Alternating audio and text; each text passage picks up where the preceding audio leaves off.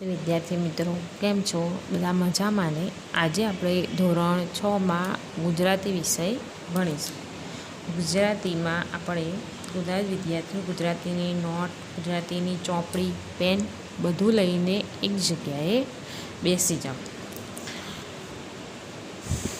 ગયા વિડીયોમાં આપણે ત્રિફલા પાઠ જોયો હતો, બરાબર ને? સમજ્યા હતા. તો આજે આપણે આ વિડીયોમાં તેનું અભ્યાસ, સ્વાધ્યાય, શબ્દ સમજૂતી જોઈશું. તો બધા જ વિદ્યાર્થીઓ ત્રિફલા પાઠ કાઢો. ત્રિફલા પાઠની સમજૂતી, તેનું પાન નંબર છે 10.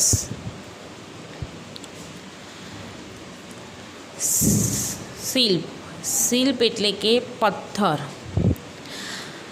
ધાતુ વગેરેને સુંદર આકાર આપનારો કે કોતરણી કરનારો. એટલે કોઈ એક પથ્થર લઈએ, તેના ઉપર ઝીણી ઝીણી કોતરણી કરીએ, તેને શું કહેવાય? શિલ્પ કહેવાય. શું કહેવાય? શિલ્પ.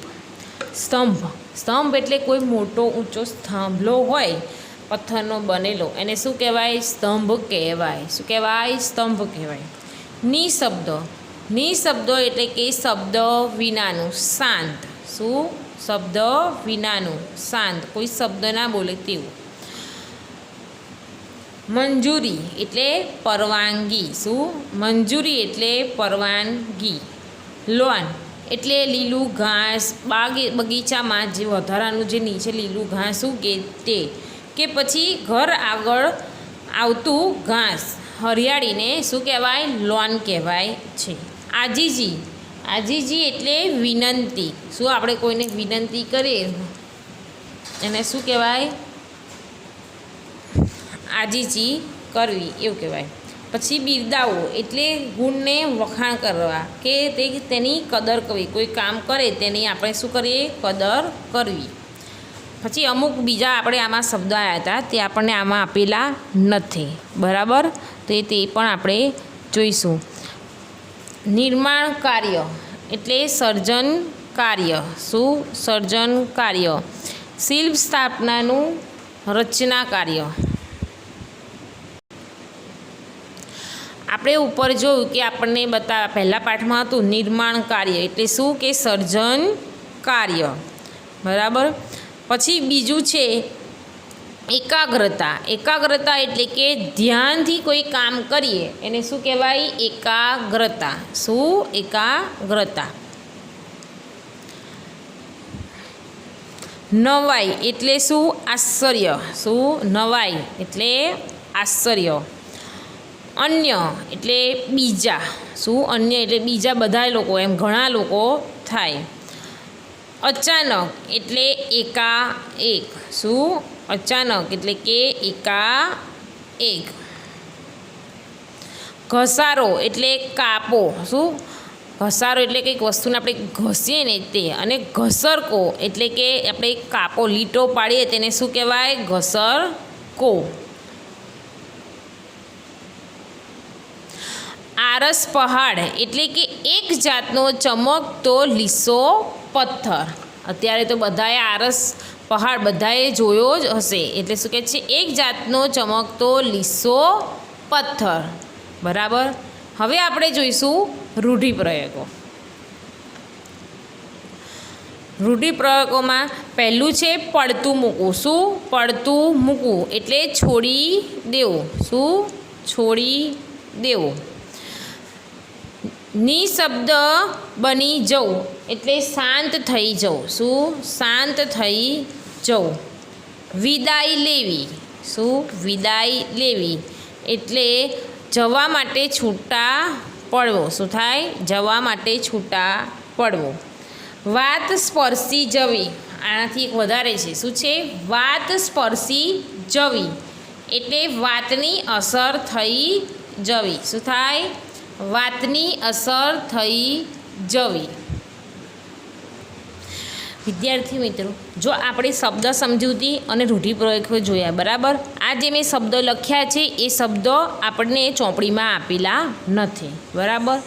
એટલે આ જે શબ્દ હું બોલું અને લખાયા છે મેં, એ તમારે તમારી નોટબુકમાં પણ લખવાના છે, બરાબર.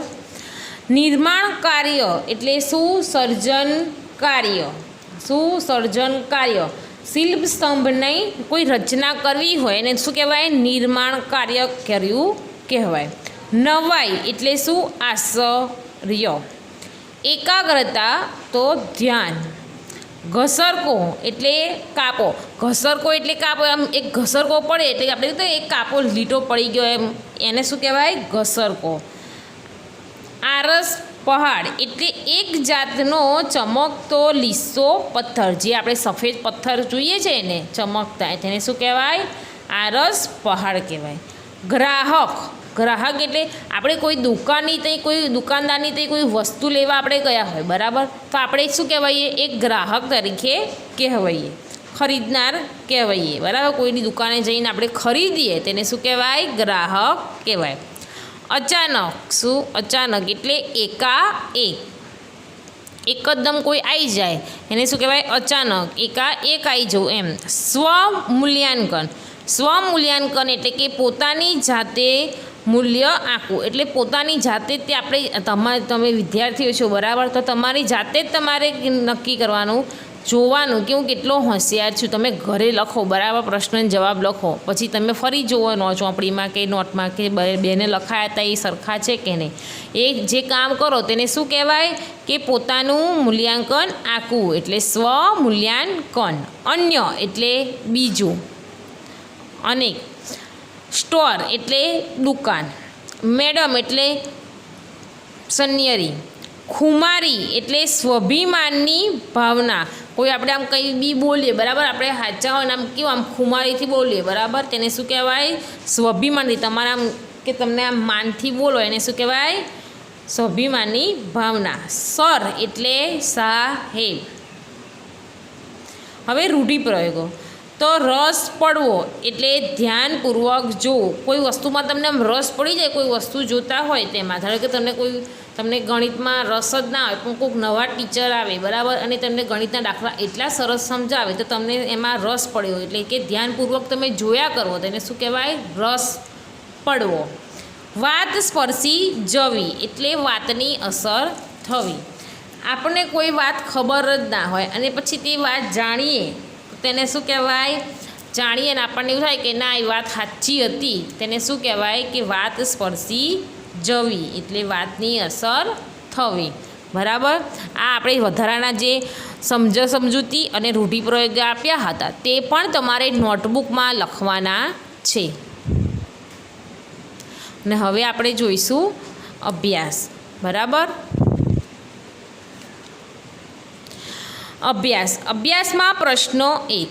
નીચેના પ્રશ્નોના ઉત્તર માટે આપેલા વિકલ્પોમાંથી સાચા ઉત્તર શોધીને તેનો ક્રમ અક્ષર પ્રશ્નો સામેના કૌંસમાં લખવાના, બરાબર. આ જે કૌંસ આપેલું છે, આ જે આપેલા છે વિકલ્પો આપેલા છે, બરાબર, તેમાંથી સાચો ઉત્તર જોઈને આમાંથી ક ખ ગ ઘ આપેલા છે તેનો સાચો ઉત્તર આપણે આ કૌંસમાં લખવાનો છે, બરાબર.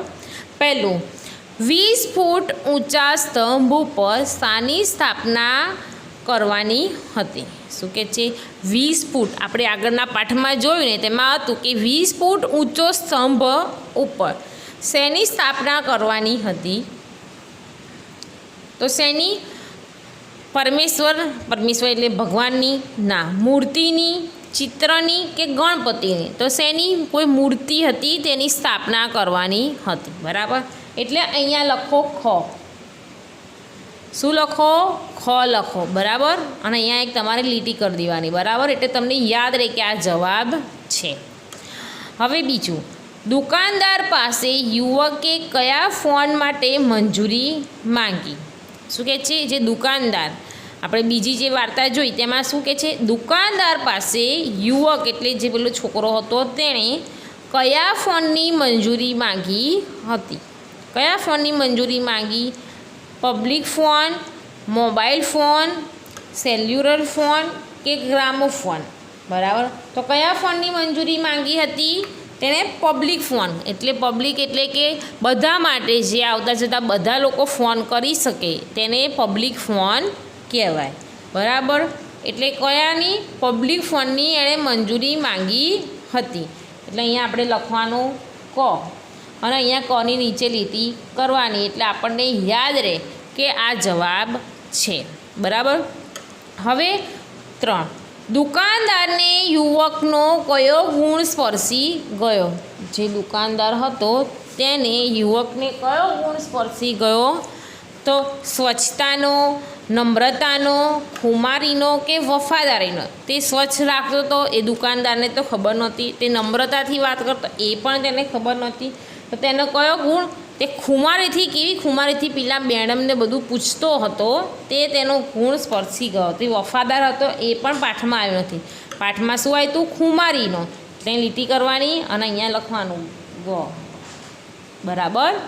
બધાએ કર્યું ને? હવે પ્રશ્ન 2. શું? હવે પ્રશ્ન 2. નીચેના પ્રશ્નોના ઉત્તર એક વાક્યમાં આપો. શું કહે છે? આ જે પ્રશ્નના ઉત્તર છે આપણે કયા વાક્યમાં આપવાના? એક વાક્યમાં આપવાના છે. શિલ્પી શું કરી રહ્યો હતો? શિલ્પી શું કરી રહ્યો હતો?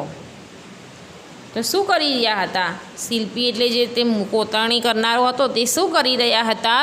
તો ચલો બધા આગળ જુઓ અને પછી બોલો. જો પાઠમાં આગળ પહેલું પત્તું ફેરવો. તેમાં લખ્યું છે કે શિલ્પી એકાગ્રતાથી એક શિલ્પી ખૂબ જ એકાગ્રતાથી આરસ પહાડના પથ્થરમાંથી ભગવાનની મૂર્તિ ઘડી રહ્યો છે. બરાબર. એટલે અહીંયા એક શિલ્પી, ત્યાંથી આપણે કરીશું કે અહીંયા સુધી આમ કૌંસ દોરી દેવાનું અને અહીંયા ઉપર 1 લખી નાખો. બરાબર. એટલે આપણો જવાબ થયો 1. તો શું કહે છે કે શિલ્પી શું કરી રહ્યો હતો? તો એક શિલ્પી ખૂબ જ એકાગ્રતાથી આરસ પહાડના પથ્થરમાંથી ભગવાનની મૂર્તિ ઘડી રહ્યો હતો. બરાબર. હવે પ્રશ્ન 2. બાજુમાં પડેલા મૂર્તિને શું નુકસાન થયું હતું? શું? બાજુમાં પડેલી મૂર્તિના શું નુકસાન થયું હતું? તો આપણે પ્રશ્ન 2. બરાબર. તો તે આગળ પત્તામાં જુઓ કે શું છે. આગળ આપણને જવાબ શું કીધો કે બાજુમાં પડેલી મૂર્તિને શું નુકસાન થયું હતું? તો તેનો જવાબ શું છે કે બાજુમાં પડેલી મૂર્તિને મૂર્તિને શું? નાક પાસે એક નાનો ઘસરકો થઈ ગયો હતો.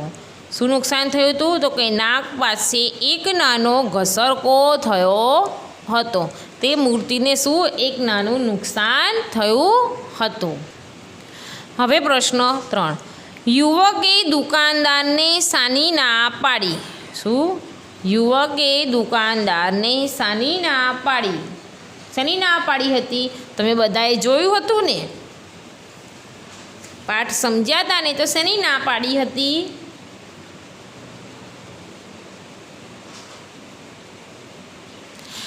જે પેલો માણસ આવ્યો હતો તેણે શું કર્યું હતું? કામ માટે હા પાડી હતી. પણ શું તેણે યુવકે શું કર્યું? તો કામની ના પાડી દીધી. તો ત્રીજા પ્રશ્નમાં શું કે દુકાનદારે યુવકને કામ આપવાની તૈયારી બતાવી. શું? યુવકને શું બતાવી? કામ આપવાની તૈયારી બતાવી.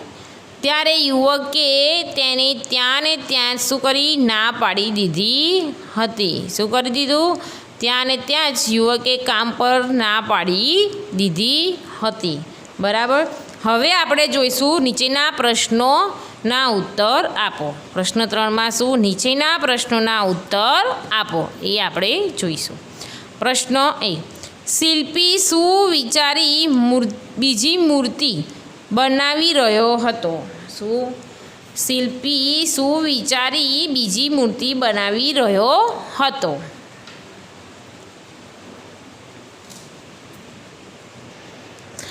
તો શું કે પ્રથમ મૂર્તિ બનાવતા મૂર્તિના નાક પાસે સહેજ ઘસરકો પડ્યો હતો. શું? સહેજ ઘસરકો પડ્યો હતો.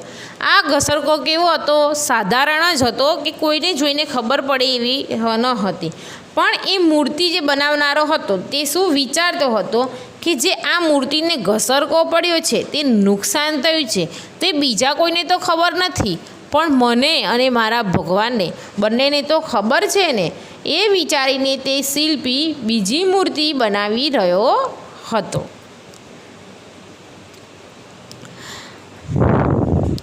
પ્રશ્ન 2. દુકાનદારને કેમ નવાઈ લાગી? શું દુકાનદારને કેમ નવાઈ લાગી? દુકાનદારને કેમ નવાઈ લાગી? તો દુકાનદારને નવાઈ લાગી કે પેલો જે છોકરો હતો તે ફોન ઉપર એક સ્ત્રી જોડે કામની માંગણી કરતો હતો, કામ માગતો હતો. શું તે કામ માગતો હતો કે એમ કે તમે મને કામ આપો, હું તમારી જોડે ગમે તેટલું કામ કરીશ, ઓછા પૈસામાં કામ કરીશ, પણ તમે કામ આપો મને. પણ પેલી જે સ્ત્રી ફોન ઉપર હતી તેણે ચોખ્ખી ના પાડી દીધી કે મારે કામ રાખવું નથી, કામ કરવાવાળા વ્યક્તિ આવે જ છે, મારી પાસે છે, એમ કહીને પેલા યુવકને ના પાડી. પણ સ્ત્રીના કામ ના પાડવાથી છતાં પણ જે સ્ત્રીએ ના પાડી છતાં પેલો છોકરો શું ઉદાસ ના થયો, અને તે દેખાના મોં ઉપર દેખાતું પણ ન હતું કે તે ઉદાસ છે, એવું ન હતું. જ્યારે દુકાનદારે તે છોકરાને એવું કીધું કે તું મારી ત્યાં નોકરી આવજે, ત્યારે તે છોકરાએ ના પાડી દીધી મોઢે મોઢ કે ના હું નહીં આવું. ત્યારે પેલા દુકાનદારને નવાઈ લાગી. બરાબર, ખબર પડી ને? શું કે જે પેલો યુવક હતો તેણે શું ફરીવાર એકવાર બરાબર પછી પેલા યુવકે ફોન ઉપર સ્ત્રીને કામની ના પાડી. જે પેલો છોકરો હતો તે કામની ખૂબ માંગણી કરતો હતો, પણ પેલી સ્ત્રીએ ના પાડી. ત્યારે સ્ત્રીએ પોતાને કામ કરવાવાળો વ્યક્તિ તેની ત્યાં છે તે એમ કહી યુવકને ના પાડી દીધી, અને સ્ત્રીએ ફોન મૂકી દીધો. બરાબર, એટલે યુવકને ના પાડી છતાં પણ તેનો ચહેરા ઉપર નિરાશા કે ઉદાસીનતા દેખાતી હતી નહીં, તે હસતો હતો. તેથી દુકાનદારે પેલા યુવકને શું કીધું કે કાલથી તું મારે ત્યાં નોકરી આવજે એવી ઓફર કરી. પણ પેલા છોકરાએ ના પાડી એટલે દુકાનદારને શું થયું? નવાઈ લાગી. બરાબર, હવે આયા પ્રશ્ન 3. યુવકે સ્ત્રીને ફોન શા માટે કર્યો હતો? યુવકે સ્ત્રીને ફોન શા માટે કર્યો હતો? તો જવાબ, યુવકે સ્ત્રીને ત્યાં કામ કરતો હતો અને એને જ ફોન કર્યો હતો. પોતે જાણવા માગતો હતો કે તે જે તેની ત્યાં કામ કરે છે તે કામ કરે છે તે તેના માલિકને, પેલી સ્ત્રીને એનાથી સંતોષ છે કે નહીં તે તપાસવા માટે, ચકાસણી કરવા માટે એટલા માટે જ તેણે પેલી સ્ત્રીને ફોન કર્યો હતો કે હું કામ બરાબર કરું છું, મારું કામ પસંદ છે, એવું સ્વમૂલ્યાંકન કરવા માટે જ તેણે ફોન કર્યો હતો. સ્વાધ્યાય નીચેના પ્રશ્ન 1. સ્વાધ્યાયમાં આજે આપણે શું પ્રશ્ન 1 જોઈશું. નીચેના પ્રશ્નોના ઉત્તર લખો. બરાબર, શું નીચેના પ્રશ્નોના ઉત્તર લખો. માણસે બીજી મૂર્તિ જોઈ આશ્ચર્ય શા માટે અનુભવ્યું? માણસે બીજી મૂર્તિ જોઈ આશ્ચર્ય શા માટે અનુભવ્યું?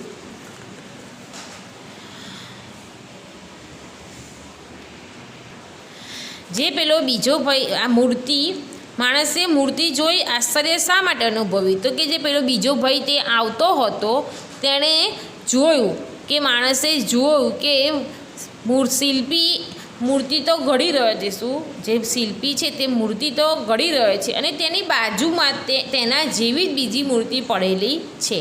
તો એક જ મંદિરમાં બે મૂર્તિ તો થશે નહીં, બે ભગવાનની મૂર્તિ એક સરખી તો હોય જ નહીં ને. એટલે તે મૂર્તિ જોઈ અને પેલા માણસને શું થયું? આશ્ચર્ય, નવાઈ લાગી કે સારું એક જ મંદિરમાં બે મૂર્તિ તો એક સરખી હોય જ નહીં ને, એવું જોઈને નવાઈ લાગી. પ્રશ્ન 2. શિલ્પીએ પહેલી મૂર્તિ પડતી કેમ મૂકી? શિલ્પીએ પહેલી મૂર્તિ પડતી કેમ મૂકી? તો શિલ્પીએ પહેલી મૂર્તિ જે ઘડી હતી તેમાં છેલ્લી ઘડી એ તે શું જે આખી મૂર્તિ થઈ ગઈ અને છેલ્લી ઘડી એ તે મૂર્તિને નાકે સહેજ ઘસરકો પડેલો હતો. શું સહેજ પેલી મૂર્તિને ઘસરકો પડ્યો એટલે મૂર્તિને શું થયું, થોડુંક નુકસાન થયું. અને નુકસાન થયું એટલે કોઈને એ નુકસાન થયું તે જોઈને કોઈને લાગતું ન હતું શું કે નુકસાન થયું હોય, પણ ભગવાન સાક્ષી હતા. એટલે પેલો મૂર્તિ પેલો મૂર્તિ કેવો હતો કે એમ કે કર્તવ્યને ભીન હતો. પેલો મૂર્તિ એમ કે મારું કામ હું બીજા કોઈ નહીં જાણતા, પણ હું તો જાણું છું અને મારો ભગવાન જાણે છે.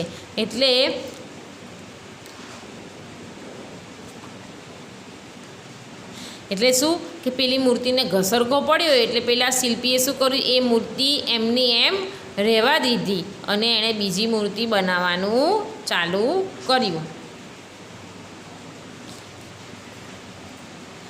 પ્રશ્ન 3. સ્ત્રીએ ફોન કરનાર યુવકને નોકરીએ રાખવાની શા માટે ના પાડી હતી? સ્ત્રીએ ફોન કરનાર યુવકને નોકરી માટે શા માટે ના પાડી હતી?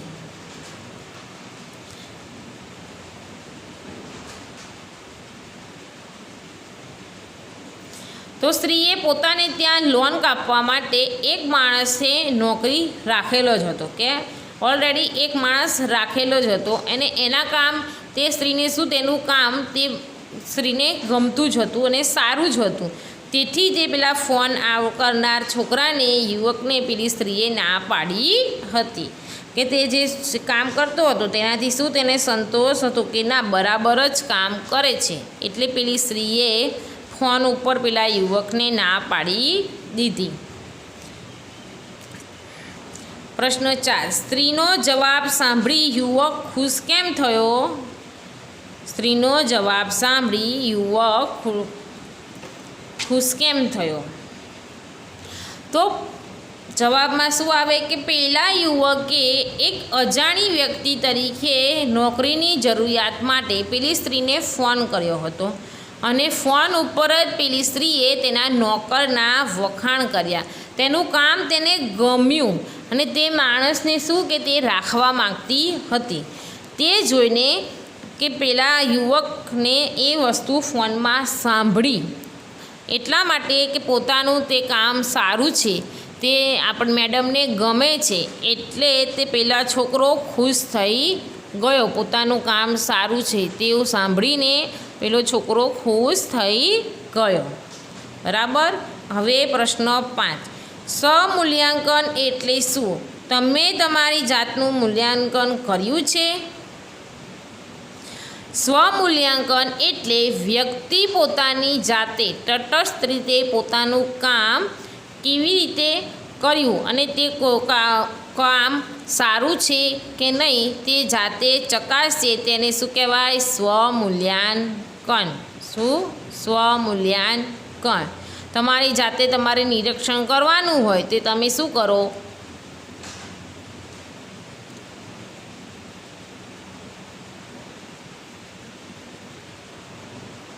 તો તમારે તમારી જાતે તે મૂલ્યાંકન કરવાનું. મેં હમણાં ઉદાહરણ આપ્યું હતું ને કે તમે તમારી જાતે નોટબુકમાં લખવાનું ને પછી ચકાસણી કરવાની કે હું હોશિયાર છું કે ડફોર, મને આવડે છે કે નથી આવડતું, તે આપણી જાતે જોઈએ તેને શું કહેવાય? સ્વમૂલ્યાંકન. એટલે તમારે તમારી જાતે અંદર લખવાનું. બરાબર. હવે આપણે પાછળ જોઈશું. પ્રશ્ન 2. વાર્તામાં આવતા અંગ્રેજી શબ્દની યાદી તૈયાર કરી તેના ગુજરાતી અર્થ લખો. શું કહે છે? આપણે જે વાર્તા જોઈ બરાબર તેમાં અંગ્રેજી શબ્દો આપેલા છે અમુક, એ શબ્દોની સામે અંગ્રેજી શબ્દો લખવાના અને તેની સામે આપણે શું ગુજરાતી શબ્દ લખવાના. સ્ટોર એટલે શું? દુકાન. શું? સ્ટોર તો દુકાન. મેડમ તો બહેન. શું? મેડમ તો બહેન. Public phone. શું? પબ્લિક ફોન સાર્વજનિક ફોન. લોન તો લીલું ઘાસ. લોન તો લીલું ઘાસ. સ્પીકર ફોન એટલે એક પ્રકારનો ટેલિફોન ફોન. સર તો સાહેબ. શું? સર તો સાહેબ. બરાબર. હવે આયા પ્રશ્ન 3. ઉદાહરણ પ્રમાણે વિરોધી શબ્દ લખો. આ ઉદાહરણ આપ્યું છે તેના પ્રમાણે આપણે વિરોધી શબ્દ લખવાનો. પોતાનું તો પારકું. શું? પોતાનું તો પારકું. જાણ તો અજાણ. શું? જાણ તો અજાણ. નીરસ તો સરસ. શું?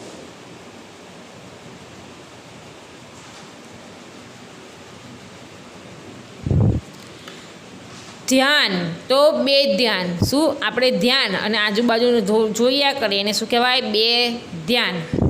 સંતોષ તો અસંતોષ. શું? અસંતોષ. જવાબ સવાલ. જવાબ સવાલ. નુકસાન ફાયદો. પરદેશ સ્વદેશ. હાજર ગેરહાજર.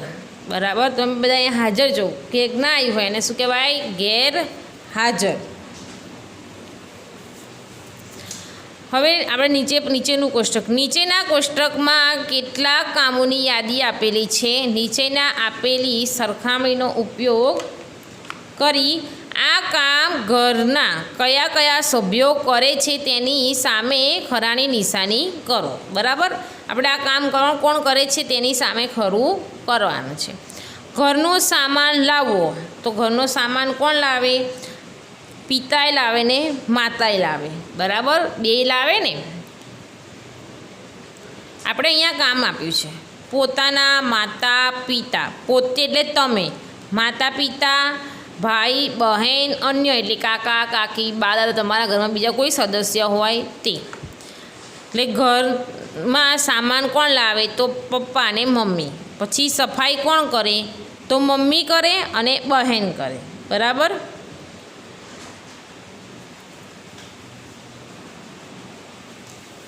તમે કરો છો? તમે હોય તો તમારે તમારી જાતે સાચું કરવાનું. બરાબર. પથારી કરવી તો પથારી પણ કોણ કરે? તમારી જાતે કરો તો તમારી જાતે કરવાનું. અને અહીંયા શું? અહીંયા બહેન આવે, મમ્મી આવે, બંને આવે. બરાબર. રસોઈ કરવી તો રસોઈ કોણ કરે? મમ્મી કરે. બહેન પણ કરે. કપડાં ધુએ તો બહેન અને મમ્મી. અન્યમાં કશું આપણે કરવાનું નહીં. પણ જે આ કોષ્ટક છે, બરાબર, કોઠો દોરેલો છે તે આપણે નોટમાં લખવાનો નથી. બરાબર વિદ્યાર્થીઓ. આ જે કોઠો આપેલો છે તે આપણે નોટમાં લખવાનો નથી. આજે આપણે શબ્દ સમજૂતી, રૂઢિપ્રયોગો, અભ્યાસ, સ્વાધ્યાય જે બધું અહીંયા ચલાવ્યું તે બધું જ તમારે નોટબુકમાં લખવાનું. બરાબર. જે શબ્દ સમજૂતીને રૂઢિપ્રયોગો વધારાના હતા તે આપણે બતાવ્યા હતા તે પણ તમારે નોટબુકમાં લખવાના છે. જે આ છોકરાઓને સ્વાધ્યાય અને પ્રશ્નોના જવાબ તે તમારે અહીં સમજાયેલા છે એ પ્રમાણે તમારી જાતે નોટમાં લખવાના છે. બરાબર. કોઈને પણ ના ખબર પડી હોય એવું નહીં હોય. અને આજનું લેસન તમારે શબ્દ સમજૂતી, રૂઢિપ્રયોગ, અભ્યાસ ને સ્વાધ્યાય તે તમારે નોટબુકમાં લખવાનું કમ્પલસરી. અને બધાએ જ તે. બરાબર. અને આવતા વિડીયોમાં આપણે આગળનો પાઠ જોઈશું. બરાબર. અસ્તુ.